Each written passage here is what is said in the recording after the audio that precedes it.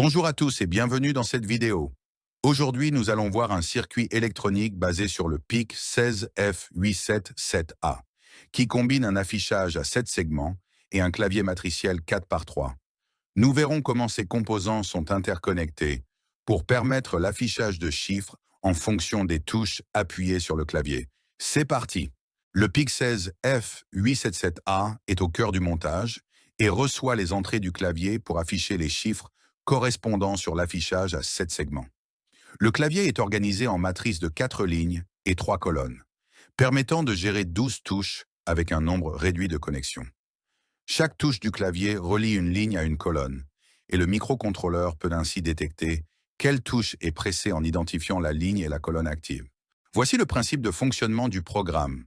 Trise A égale 0 configure le port A comme sortie, et trise B égale 0, B0, 1, 1, 1, 1, 0, 0 configure certains bits du port B comme entrée et d'autres comme sortie. Valeur égale 0 initialise la variable valeur à 0. While crée une boucle qui s'exécute indéfiniment, permettant au programme de fonctionner en continu.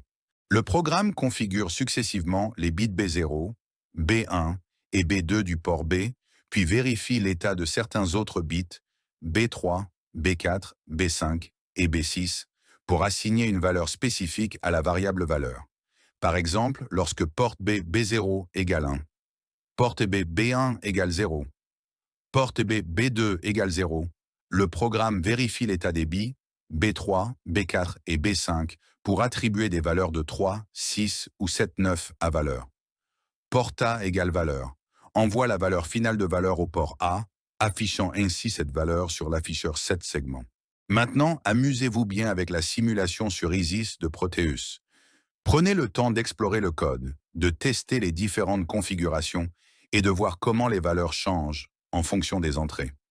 Cette simulation vous permettra de mieux comprendre le fonctionnement du microcontrôleur et de pratiquer votre logique de programmation. Et si vous avez des questions, n'hésitez pas à les poser en commentaire. Bon apprentissage et bonne simulation.